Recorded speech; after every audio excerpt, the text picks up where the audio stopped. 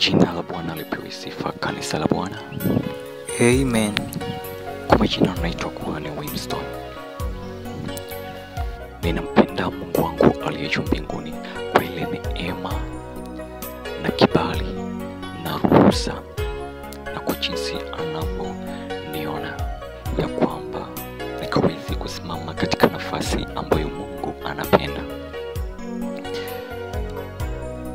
Na kwa jambo hili ama kwa hatua hii ni kwa sababu sisi wanadamu kuna mambo ambayo tunapitia katika maisha.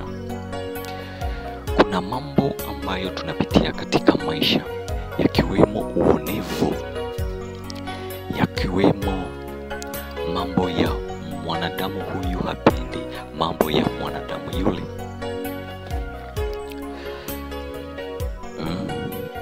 Hizo ni hali ambazo zipo katika maisha ya mwanadamu. Na hii yote ni kwa sababu ya yule mwovu Shetani ambaye hapendi mwanadamu akaweze kupata kile ambacho Mungu aliweza kumbariki ama kumpatia akaweze kuwa nacho hapa duniani, ili mwanadamu akaweze kumsifu Mungu na kumwabudu Mungu na kuliita jina la Mungu wetu aliye juu mbinguni.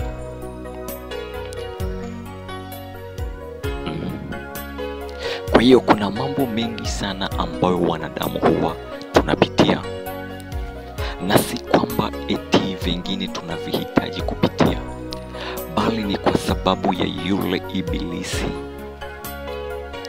ambaye huwa analeta matatizo hayo kwa sisi wanadamu.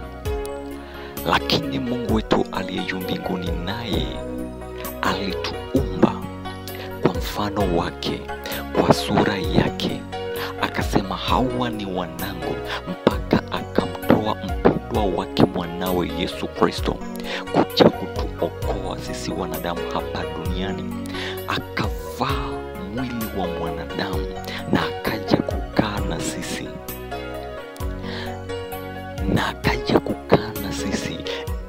ili atueleze na atueleweshe tukaweze kumwelewa yeye ni Mungu wetu ambaye ndiye aliyetuumba kwa sura yake, kwa mfano wake, ndiposa akavaa mwili wa mwanadamu akaja kwetu sisi hapa duniani kwa mwanawe Yesu Kristo, na alikuja kutufundisha neno lake, akaja kutuponya kila aina ya matatizo ambayo tulikuwa nayo, akaja kuturegesha katika laini ya kwake, akaja kutulisha na chakula cha kidunia, mikate na samaki.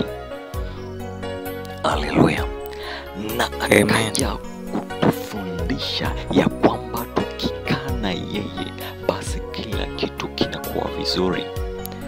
Ndiposa Mungu wetu aliye juu mbinguni kwa mwanawe Yesu Kristo ikafikia mahali ambapo Mungu akaomba ama akatengeneza yale maji yakawa divai, na watu wakanywa na wakasikia ni matamu kuliko ile divai ya kwanza walioitumia.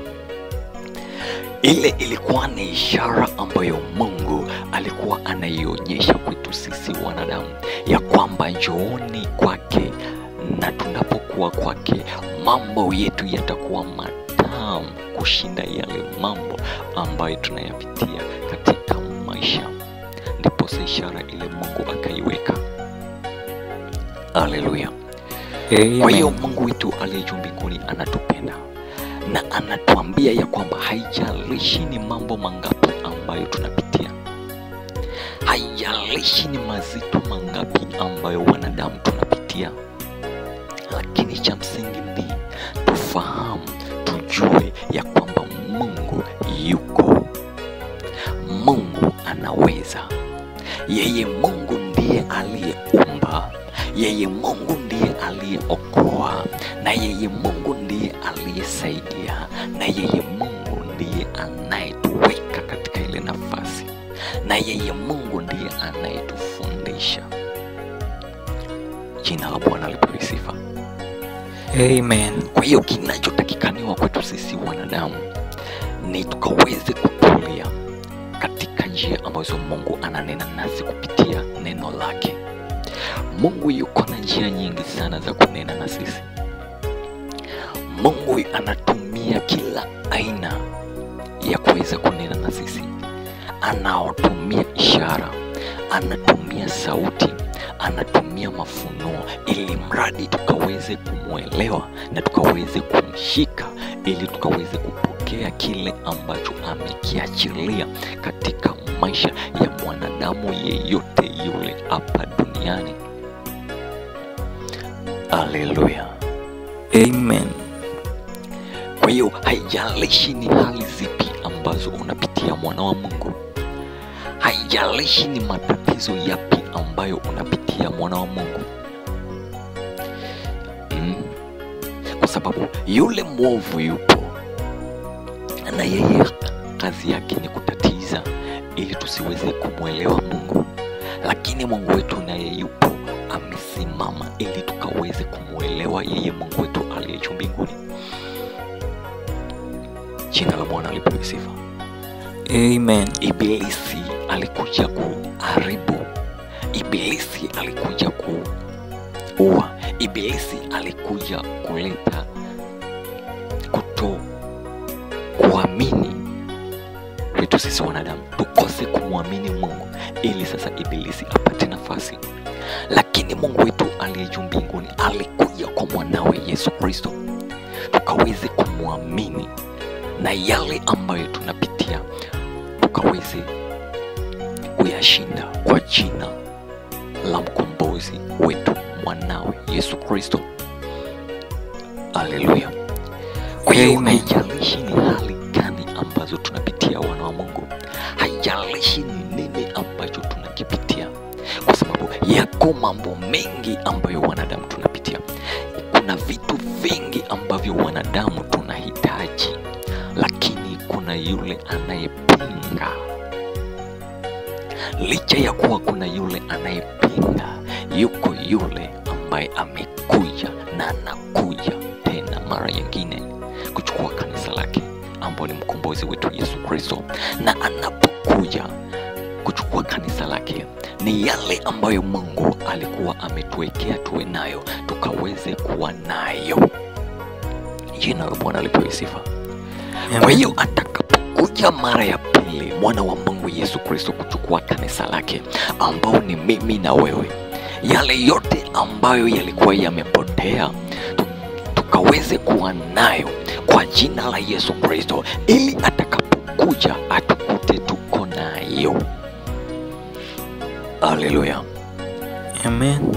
Kwa hiyo wana wa Mungu, tusihofu, kwa sababu Mungu wetu aliye juu mbinguni anatupenda, na ndipo saa Mungu wetu aliye juu mbinguni ananena nasi katika Yoeli sura ya 2 mstari wa 25 hadi mstari wa 27. Yoeli sura ya 2 mstari wa 25 hadi mstari wa 27. Kuna mambo fulani katika maisha ya mwanadamu yaliweza kuharibika kwa sababu ya yule ajenti wa ibilisi ambao aliweza kuyaharibu. Lakini mambo hayo ambayo yaliharibika, Mungu wetu aliye juu mbinguni kwa mwanawe Yesu Kristo alivyokuja duniani kwa mfano wa mwanadamu, akaweza kuyaregesha katika laini yake, akaweza kuyaregesha kwa watumishi wake, na ndipo sasa mambo yale yaliyopotea tukaweza kuyapata tena, na tukawa nayo na tunaishi nayo. Haleluya. Ili Mungu wetu aliye juu mbinguni atakapokuja tena aweze kutukuta tuko nayo zile baraka ambazo Mungu alitupa, tukaweze kuwa nazo na akaweze kutukuta nazo. Haleluya. Kwa hiyo Mungu wetu aliye juu mbinguni ananena nasi kupitia mtumishi wake nabii Yoeli sura ya 2 mstari ule wa 25 hadi 27. Kwa uweza wa Mungu wetu aliye juu mbinguni nitanena, nami nitawarudishia hiyo miaka iliyoliwa na nzige na parare na madumadu na tunutu, jeshi langu kubwa nililotuma kati yenu. Mstari wa 26, nanyi mtakula chakula tele na kushiba na kulihimidi jina la Bwana Mungu wenu aliyewatendea mambo ya ajabu, na watu wangu hawatatahayari kamwe. Mstari wa 27, nanyi mtajua ya kuwa mimi ni katikati ya Israeli, na ya kuwa mimi ndimi Bwana Mungu wenu, wala hakuna mwingine, na watu wangu hawatatahayari kamwe. Jina la Bwana lipewe sifa. Amen. Mungu wetu aliye juu mbinguni ananena nasi akituambia ya kwamba katika Yoeli sura hiyo ya 2 mstari wa 25 hadi 27, Mungu wetu aliye juu mbinguni anasema, nami nitawarudishia hiyo miaka iliyoliwa na nzige na parare na madumadu na tunutu, jeshi langu kubwa nililotuma kati yenu, nanyi mtakula chakula tele na kushiba na kulihimidi jina la Bwana Mungu wenu aliyewatendea mambo ya ajabu, na watu wangu hawatatahayari kamwe. Nanyi mtajua ya kuwa mimi ni katikati ya Israeli, na ya kuwa mimi ndimi Bwana Mungu wenu, wala hakuna mwingine, na watu wangu hawatatahayari kamwe. Mungu wetu aliye juu mbinguni apewe sifa, kanisa la Bwana. Amen. Mungu wetu aliye juu mbinguni, kwa neno lake hili, ni neno ambalo anatuondoa hofu, kwa sababu maisha ya mwanadamu tunayopitia ni vitu vingi ambavyo yule mwovu Ibilisi aliweza kuviharibu katika maisha.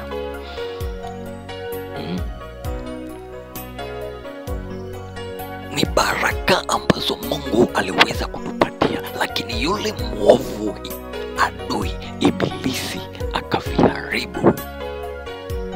Ndio maana unapoona katika mstari wa 25, Mungu wetu aliye juu mbinguni ananena ya kwamba nami nitawarudishia hiyo miaka iliyoliwa na nzige. Unaona, miaka iliyoliwa na nzige. Huyo nzige anayeongelewa hapa ni nani? Huyo ni Ibilisi, na haya ni mapepo na majini ambayo yanavamia maisha ya wanadamu na kuleta uharibifu.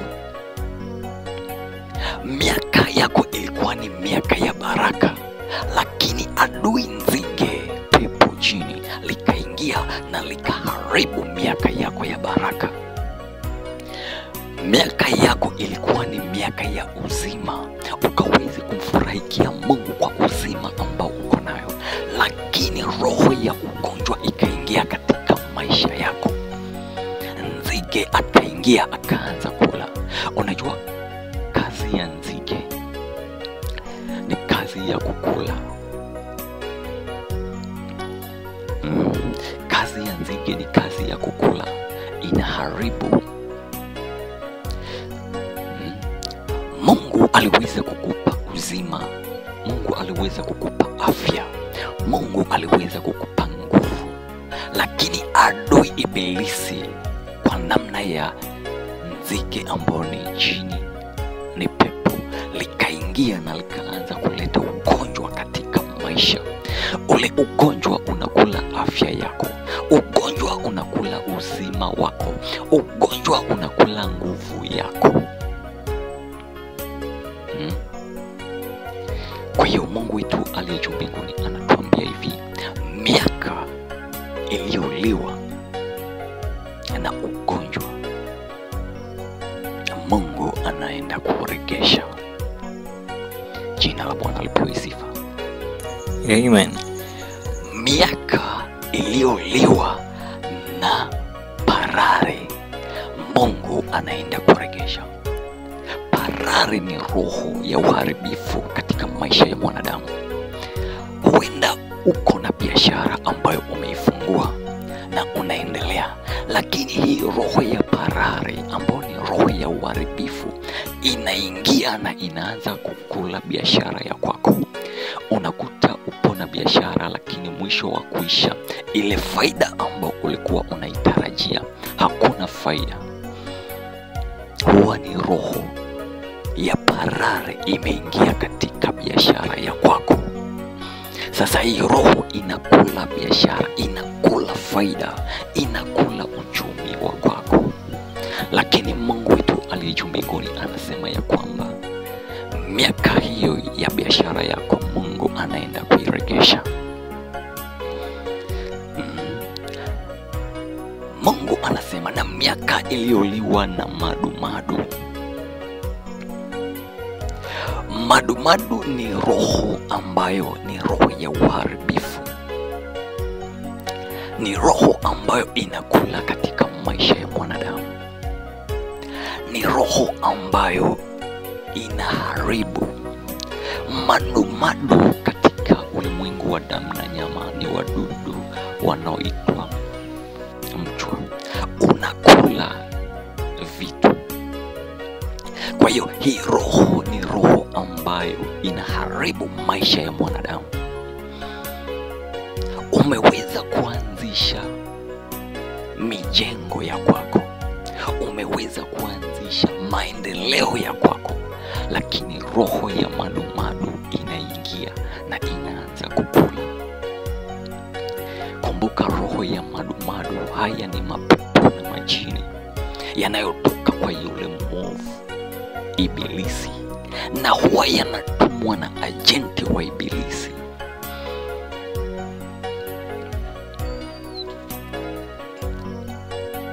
Hii roho ya madumadu ni roho ambayo inatoka kwa Ibilisi, na huwa inafanya kazi kwa sababu imetumwa na ajenti wa Ibilisi. Lakini Mungu wetu aliye juu mbinguni anasema miaka iliyoliwa na madumadu Mungu anaenda kuirejesha.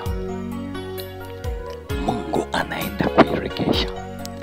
Miaka iliyoliwa na tunutu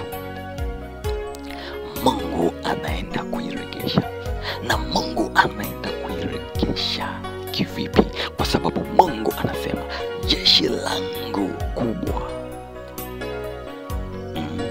jeshi langu kubwa lililotuma kati yenu. Kwa hiyo kuna jeshi ambalo Mungu ameweza kuliachilia katika maisha yetu, na jeshi hili ni jeshi ambalo Mungu ameweza kulituma. Jeshi hili ni jeshi ambalo Mungu ameweza kuliweka katika maisha yetu, na jeshi hili si lingine bali ni malaika watakatifu wa Bwana. Ndio maana tunaambiwa ya kuwa Bwana wa majeshi, Bwana wa majeshi ni Bwana wa malaika watakatifu ambao Mungu huwatuma malaika hawa na kuja kuweka ulinzi katika maisha ya mwanadamu. Kwa hiyo ndipo sa Mungu wetu aliye juu mbinguni anasema miaka iliyoliwa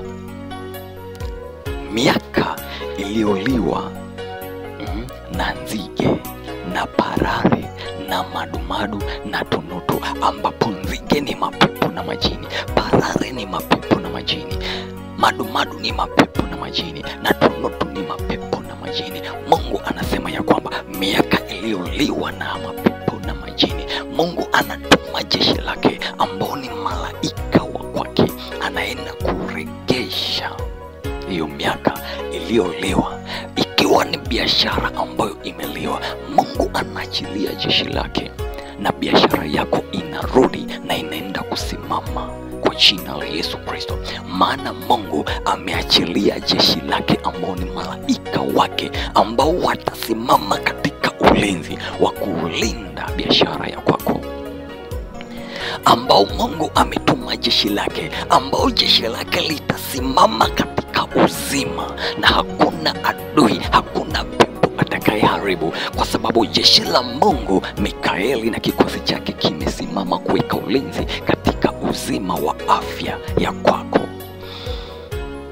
Haleluya. Kwa hiyo Mungu wetu aliye juu mbinguni anasema miaka yote iliyoliwa na mapepo, iliyoliwa na majini, Mungu anatuma jeshi lake ambao ni malaika wake watakatifu, na miaka hiyo inaenda kurudi, na tunaishi katika hali ya afya njema, tunaenenda katika biashara njema, tunaenenda katika maendeleo mema, kwa sababu la jeshi la Mungu limetua katika maisha yetu. Jina la Bwana lipewe sifa. Na Mungu aliye juu mbinguni anazidi kunena ya kwamba nanyi mtakula chakula tele na kushiba na kulihimidi jina la Bwana Mungu wenu aliyewatendea mambo ya ajabu. Na watu wangu hawatatahayarika kamwe. Haleluya.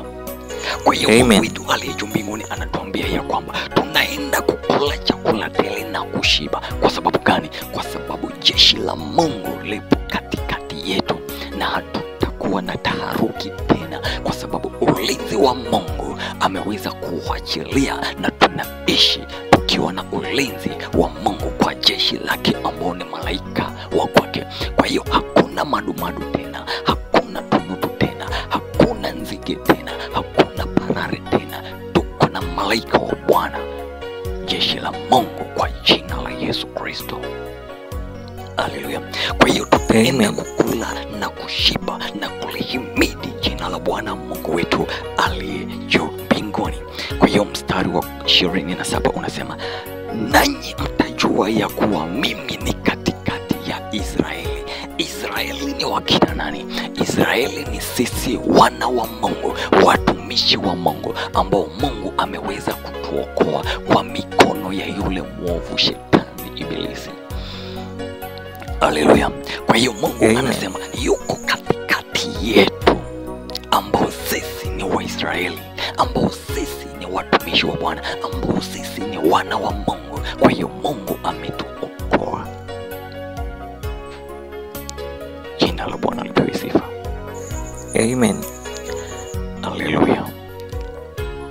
Amen. Na ya kuwa mimi ndimi Bwana Mungu wenu, wala hakuna mwingine, na watu wangu hawatatahayarika kamwe. Haleluya. Mungu wetu aliye juu mbinguni anatupenda, na ndipo kwa neno lake Mungu akaweza kutupatia.